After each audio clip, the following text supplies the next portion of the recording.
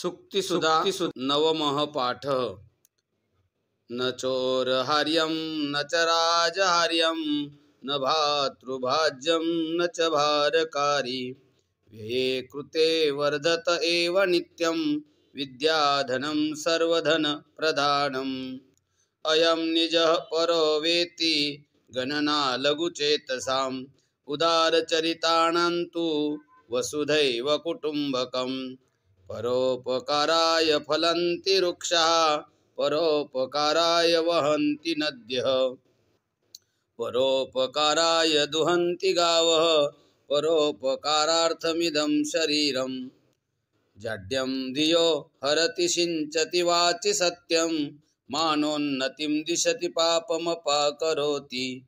चित्तं प्रसादयति दिक्षु तनोति कीर्तिं सत्संगतिः कथय किं न करोति पुंसां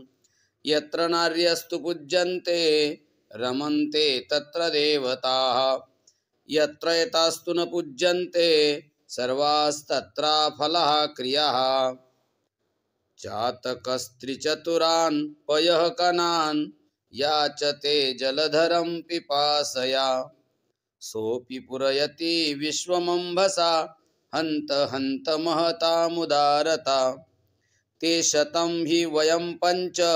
स्वकीये विग्रहे सति परैस्तु विग्रहे प्राप्ते वयं पञ्चाधिकं शतं पठकः पाठकश्चैव ये चान्ये शास्त्रवाचकाः सर्वे व्यसनिनो ज्ञेया यः क्रियावान् स पण्डितः।